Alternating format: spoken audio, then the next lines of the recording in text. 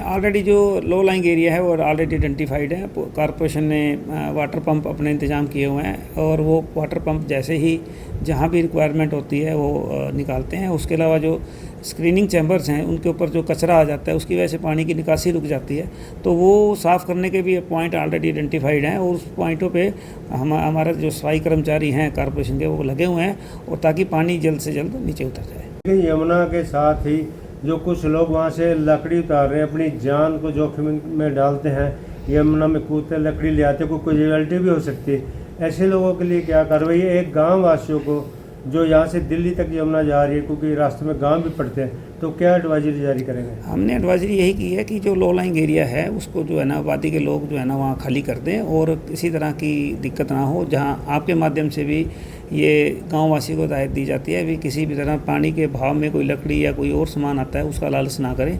जान से ऊपर कोई चीज़ नहीं है, अपनी जान का ध्यान रखें।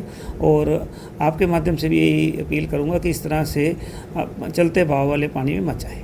सर, जैसे भी हमने गए हथनीकुंड बराज पे और कई जगह पे रिपोर्टिंग हुई कि गांव वाले लकड़ी निकाल रहे हैं, तो यदि नहीं मानते कुछ सख्त एक्शन भी लिया जा सकता है? देखिए, सख्त एक्शन बिल्कुल लिया जाएगा। हमारे जो फील्ड स्टाफ है, पुलिस और हम सारे मिलके गांव वालों से बार बार ये अपील कर रहे हैं कि इस तरह के कार्य ना करें। अगर कोई पकड़ा जाता है तो उसके खिलाफ कार्रवाई करेंगे। अभी तो एरिया में अब बाढ़ से निपटने के लिए कई बार ब्रीच हो जाता, पानी का पता नहीं चलता, उसके लिए सरकार की तरफ से क्या गाइडलाइन है? देखिए, हमने बाढ़ जो किसी भी तरह का ब्रीच होने की वजह से हमने कट्टे और उसके सैंड के इंतज़ाम किया हुआ है।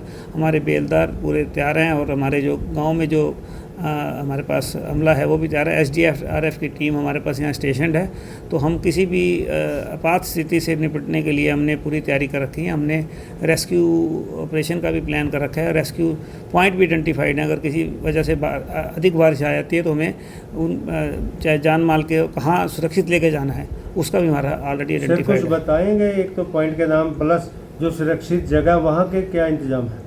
सुरक्षित जगह जैसे मैंने बताया कि गांव में स्कूल्स हैं और जो ब्लॉक हेडक्वार्टर पे मंडी के शेड हैं, इस तरह की जो ऊंचे एरिया हैं हमने या गांव में कोई अलग से एरिया जो बाहर निकल के कोई ऐसा ऊंचा स्थान होता है जहाँ पे आबादी को टेम्परेरी शिफ्ट किया जा सकता है, पशुओं को शिफ्ट किया जा सकता है, वो हमने आइडेंटिफाई किए हुए हैं।